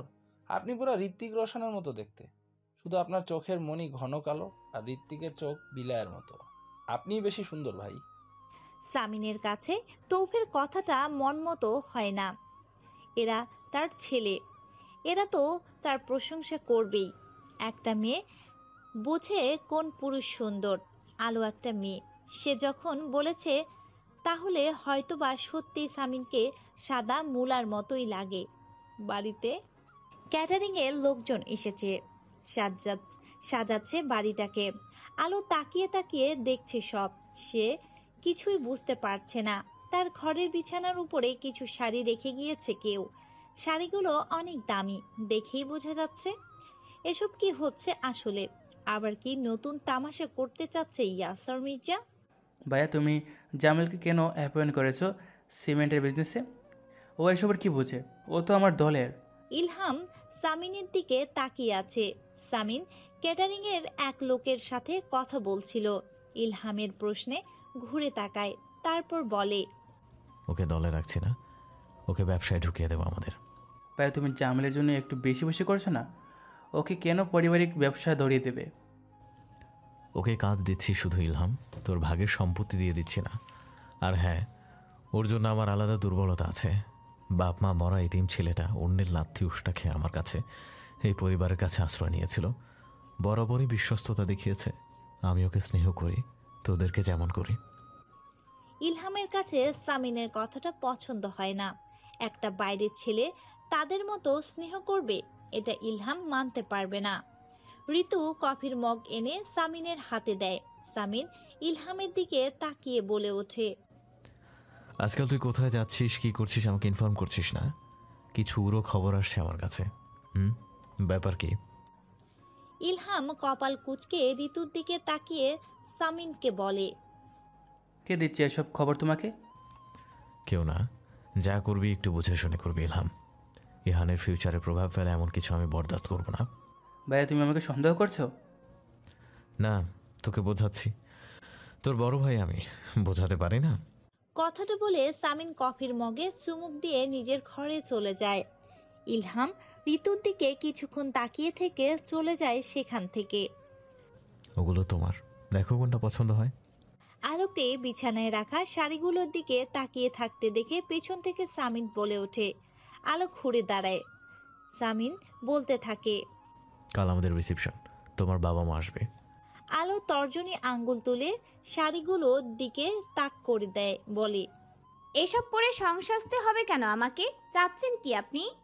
সামিন মনে মনে বলে, চাচ্ছি তো তোমাকেই, কিন্তু মুখে বলে, আপাতত চাচ্ছি এসব পরে লক্ষ্মী বউয়ের মতো বসে থাকবে চুপচাপ। সবাই এসে সামিনের বউকে দেখে যাবে। আপনার ভয় নেই? কাল যদি সবাইকে আমি সত্যিটা বলে দেই? সামিন কফির মগে এক চুমুক দিয়ে বলে, বলবে না। তুমি উন্মাদ আমি জানি, তবে এতটা উন্মাদ নও যে নিজের ভালো বুঝবে না। হাতের কাগজটা ছিঁড়ে সাগর টুকরো টুকরো করে ছুঁড়ে মারে। শমশের ভুইয়া আহাজারি করে বলে, মোক্ষম চালটা চেলেছে ইয়াসার। কোর্ট অর্ডার এসে গিয়েছে, 3 দিনের মধ্যে ঘাটের দখল ছেড়ে দিতে হবে। কতগুলো টাকা লস হয়ে গেল সাগর। মেয়রের ক্ষমতা দেখিয়েছে ও, ওকে আমিও আমার ক্ষমতা দেখাবো। ও আতাউরের মেয়েকে বিয়ে করেছে কেন কিছু জানতে পারলেন? এটা কোনো স্বাভাবিক বিয়ে না জানি। আতাউর আলম কখনো ওর সাথে মেয়ের বিয়ে দেবে না। না, ওই মেয়ের সাথে ইয়াসারকে প্রেমের সম্পর্ক ছিল। তাহলে বিয়েটা কিভাবে হলো? এর মাঝে কিন্তু আছে, কারণটা খুঁজে বের করেন। ইয়াসার মির্জার সাথে আতাউর আলমের মেয়ে আদ্রিতার বিয়ে হয়েছে। খবরটা বাতাসের গতিতে ছড়িয়ে গেছে সর্বত্র। আগামীকাল তাদের রিসেপশন। সবাই দুয়ে দুয়ে চার মেলানোর চেষ্টা করছে। পাড়া প্রতিবেশীর বিভিন্ন বাহানায় বাড়িতে এসে খুঁটিয়ে খুঁটিয়ে খবর বের করার চেষ্টা করছে। সকাল থেকে আতাউর আলমের শরীরটা বেশ খারাপ। এমনিতেই মানসিক এবং শারীরিকভাবে সে দিক থেকে দিন বেশ ভেঙে পড়েছে। তার উপর সকাল থেকে পাড়া প্রতিবেশীর উটকো ঝামেলা আর নেওয়া যাচ্ছে না। সবাইকে সত্যি সে বলে দিতেই পারে, কিন্তু মেয়েটা যে এখনো ইয়াসারের কাছে।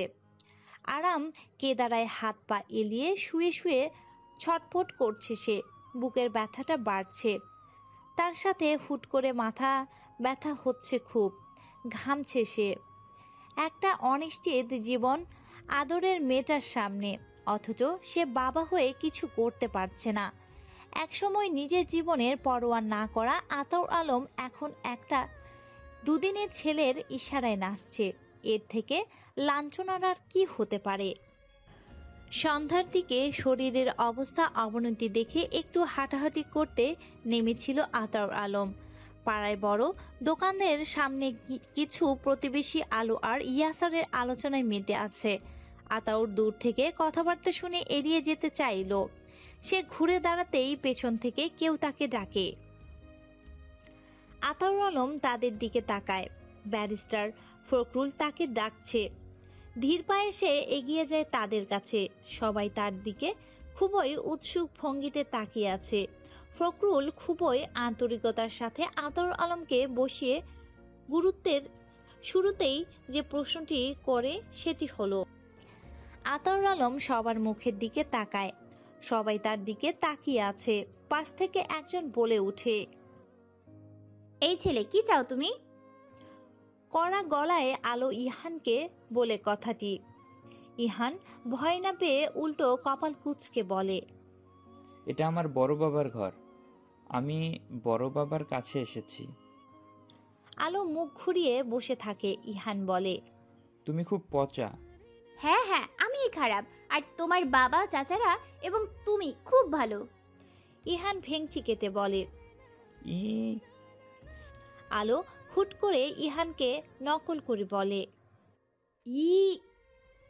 সামিন ঘরে ঢুকে আলোর দিকে অবাক হয়ে তাকিয়ে থাকে, তারপর বলে, তুমি একটা বাচ্চার সাথে তর্ক করছো, এভাবে ভেঙচি কাটছো? তুমি তো ভারী অদ্ভুত মেয়ে। আলো কপাল কুঁচকে অন্যদিকে তাকিয়ে থাকে। সামিন ইহানকে কোলে তুলে নিয়ে আদুরে কণ্ঠে বলে, তুমি এক গুড বয়, বড়দের ভেঙচি কাটতে নেই, তোমাকে শেখায়নি? ইহান মাথা নাড়ায়। সামিন বলে, কেন এসেছিলে? খেলতে। টিচার চলে গিয়েছে। কিন্তু এখন তো খেলতে পারবো না, সকালে খেলি। তুমি এখন যাও বাবা, মামা তোমাকে ডাকছে। ইহান তার বড় বাবার কোল থেকে নেমে চলে যায়। সামির আলোর দিকে এক পলক তাকিয়ে বিছানার উপরে রাখা শাড়িগুলো হাতে তুলে নেয়। সেগুলো আলমারিতে তুলে রেখে বলে, একটা বাচ্চা তোমার কোনো ক্ষতি করেনি, তার সাথেও তুমি সমানে তর্ক চালিয়ে যাচ্ছ। নির্ঘাত একটা পাগল মেয়ে তুমি, অথবা বিয়ের পরদিন থেকে পাগল হয়েছ। কথাটি বলে কিছুক্ষণ ঠোঁট চিপে হেসে নেয় সামিন। তারপর আলমারির দরজা চাপিয়ে ঠাট্টার ছলে বলে, সারাদিন তো কোনো কাজই করো না, বিছানায় অলস বিড়াল ছানার মতো গুটি সুটি মেরে বসে থাকো। স্বামীর সেবা নাই বা করলে নিজের জিনিসপত্র তো গুছিয়ে রাখতে পারো। এই শাড়িগুলো তো তোমার। আলো সামিনের দিকে তেড়ে আসে। এসব নাটক বন্ধ করুন ইয়াসার মির্জা। স্বামী স্বামী নাটক আমার সাথে দেখাবেন না। দেখাবো, এখন থেকে তো আরো বেশি দেখাবো। বলে তো দিয়েছি, আপনার যা করার আপনি করে নিন, আমি আপনাকে মানব না। সামিন কিছুক্ষণ চুপ করে আলোর দিকে তাকিয়ে থাকে, ঠান্ডা গলায় বলে, জামিল মুখ খুলেছে। আলো উত্তেজিত হয়ে পড়ে, বলে, কি বলেছে? আমার বাবা কিছু করেনি, এটাই তো, তাই না? বলুন। সেটাই, তোমার বাবা কিছু করেনি। আলোর মুখে হাসি ফুটে ওঠে, চেঁচিয়ে বলতে থাকে, দেখেছেন তো, এখন কি বলবেন? বলুন ইয়াসার মির্জা, বলুন। যেখানে আমার বাবা কিছু করেইনি সেখানে কিসের শাস্তি পাচ্ছি আমরা? এখন ছেড়ে দিন, দয়া করে আমাকে ছেড়ে দিন, তালাক দিয়ে দিন আমায়। সামিন ম্লান হাসে, অস্ফুট স্বরে বলে, বিয়ে করা বউকে বিনা কারণে কেন তালাক দেব? আলো সামিনের দিকে তাকিয়ে থাকে। সামিন ঠান্ডা গলায়, এই জন্মে তা হবে না আলো। কেন? এখনো কেন? সবটা তো জানলেন, তবুও কেন? আমি তোমাকে ভালোবাসি আলো। স্পষ্ট এবং দৃঢ়ভাবে শব্দগুলো উচ্চারণ করে সামিন। সে আলোর চোখের দিকে তাকিয়ে আছে। কয়েক মুহূর্ত যেতেই সশব্দে সামিনের গালে আলো এক চর বসিয়ে দেয়। সামিন মাথা ঘুরিয়ে আলোর দিকে তাকিয়ে থাকে। আলো দাঁতে দাঁত চেপে সামিনের কলার ধরে চেঁচিয়ে বলতে থাকে, এই এই ইয়াসার মির্জা, আবার কোন নাটক শুরু করেছেন আপনি? উদ্দেশ্য কি আপনার? নিজের কলার থেকে আলোর হাত দুটো ছাড়িয়ে দিতে দিতে নরম গলায় বলে, উদ্দেশ্য তোমার সাথে সংসার করার। আলো চোখ বড় বড় করে তাকিয়ে আছে। সামিন বলতেই থাকে, আমি স্পষ্ট কথা বলি, তাই স্পষ্টভাবেই বলে দিলাম, তোমাকে আমার ভালো লেগেছে, তোমার প্রতি আমার অনুভূতি জন্মেছে, যেটা দমিয়ে রাখা আমার পক্ষে সম্ভব না। বিয়েটা যেভাবেই করি না কেন, একটা স্বাভাবিক সম্পর্ক করতে চাই তোমার সাথে আমি। আর হ্যাঁ, ভুল করেছি আমি, সামিন ইয়াসার ভুল করেছে, তার ভুল সে স্বীকার করে নিল। তোমার বাবা মায়ের কাছে ক্ষমা চাইব, তোমার ভাইদের কাছে ক্ষমা চাইব, যা করতে বলবে করব, কিন্তু তোমাকে তালাক দেয়া আমার পক্ষে সম্ভব না। জোর করেই পারবেন সব? কখনো আমি আপনাকে মানব না, কখনো না। নিস্তেজ কণ্ঠে বলে ওঠে আলো। সামিন কিছুক্ষণ আলোর মুখের দিকে তাকিয়ে থেকে বলে, আমাকে মারো, ঘৃণা করো, জেদ দেখাও, যা খুশি তাই করো, সব কিছু আমার সীমানার মধ্যে থেকে করবে। আমার থেকে দূরে যাওয়ার কথা ভুলেও ভাববে না। ধপ করে বিছানার উপর বসে পড়ে আলো। কিছুক্ষণ পর ঝরঝর করে কেঁদে দিয়ে বলে, এর থেকে আপনি ওকে মেরে ফেলছেন না কেন? আমাকে ছেড়ে দিলে আমি আপনার নামে মামলা করব বলে ভয় পাচ্ছেন? তবে আমাকে মেরে দিন, সবকিছু ধামাচাপা পড়ে যাবে। তবু এই জঘন্য খেলাটা বন্ধ করুন। কাঁদতে থাকে আলো। সামিন কয়েক মুহূর্ত আলোকে দেখে ঘর থেকে বেরিয়ে যায়। অসময়ে সামিনের নাম্বার থেকে ফুয়াদ মুখে চক্রান্ত শব্দ করে ফোনটা রিসিভ করে কানে ধরে বিরক্ত ভঙ্গিতে বলে, তুই তোর বউ, তোর রাজনীতি, তোর প্রতিশোধ ছাড়াও আমার আরেকটা জীবন আছে শামিন। বাড়িতে এসেও একটু শান্তিতে থাকতে পারবো না আমি? মানুষ নিজের পায়ে নিজে কুড়াল মারে, আমি ব্যতিক্রম, তাই বিয়ে করেছি।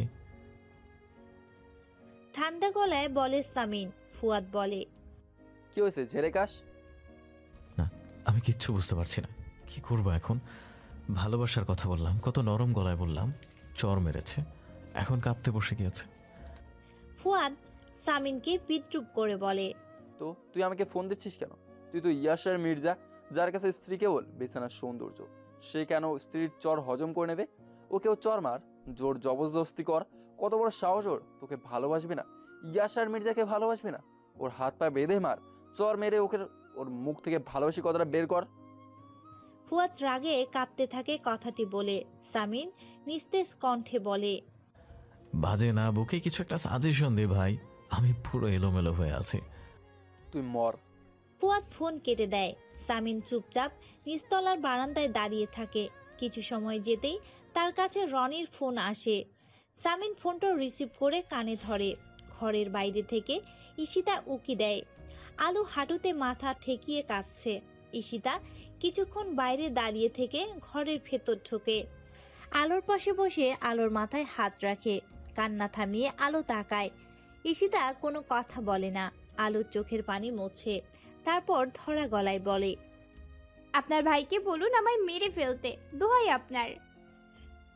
ঈশিতা কিছু বলতে যাবে তখনই সামিন হন্তদন্ত হয়ে দরজা ঠেলে ভেতরে ঢোকে। আলোর দিকে কয়েক মুহূর্ত তাকিয়ে থেকে বলে, তুমি আমার সাথে চলো, তোমার বাবা একটু অসুস্থ। ড্রাইভ করতে করতে সামিন আর চোখে আলোকে দেখে। শাড়ির আঁচল মুখে চেপে ধরে অঝোর ধারায় কাঁদছে আলো। বেশ মায়া হচ্ছে আলোর প্রতি সামিনের, সেই সাথে বুকের সূক্ষ্ম যন্ত্রণা হচ্ছে তার। আলোর এই কান্না তো তার কারণেই। কিছুক্ষণ আলোর দিকে তাকিয়ে থেকে গাড়িটা হঠাৎ থামিয়ে দেয় সে। আলো কেঁদেই যাচ্ছে। সামিন একটা গভীর নিঃশ্বাস নিয়ে আলোর সিট বেল্ট বেঁধে দেয়। আলোর গায়ে সামিনের হাত লাগতেই এক ঝটকায় সেই হাত সরিয়ে দেয় আলো। সামিন নিচু স্বরে বলে, সিট বেল্ট না বাঁধলে সমস্যা হতে পারে।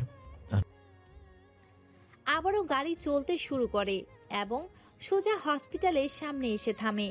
গাড়ি থেকে নেমে এসে দরজা খুলে আলোর দিকে হাত বাড়িয়ে দেয়। আলো তাকে উপেক্ষা করে নেমে দৌড়ে ভেতরে চলে যায়। সামিন ধীর পায়ে তার পিছু পিছু যায়। করিডোরে মাকে দাঁড়িয়ে থাকতে দেখে মায়ের গায়ে হুমড়ি খেয়ে পড়ে আলো। আজান আয়াত এসে আলোকে ধরে। রেহানা দীর্ঘদিন পরে মেয়েকে দেখেও তাকে বুকে টেনে নেয় না। মেয়ের মুখের দিকে থাকে শুধু, তাকিয়ে থাকে শুধু। আলো কান্নাটাকে নিয়ন্ত্রণ করে কাঁপা কাঁপা গলায় বলে, কিভাবে হলো আম্মু এসব? কারণ উপরওয়ালার ইচ্ছা। ধরা গলায় জবাব দেয় রেহানা। খুব ক্লান্ত এবং বিধ্বস্ত লাগছে তাকে। সামিন ধীর পায়ে হেঁটে করিডোরে এসে দাঁড়ায়। তার মুখটা খুব শুকনো দেখাচ্ছে। রেহানা সামিনের দিকে কয়েক পলক তাকিয়ে থেকে তার দিকে এগিয়ে যায়। কণ্ঠস্বর স্বাভাবিক রেখে বলে, এসেছো তুমি? এখানে দাঁড়িয়ে কেন? লোকটাকে দেখবে না? এসো। সামিনের হাত ধরে রেহানা টানতে টানতে আজিউর সামনে নিয়ে গিয়ে দাঁড় করায়। বলে, আমার সাথে এসো। দেখো, মন ভরে দেখো, তুমি শান্তি পাচ্ছ না? বলো বাবা।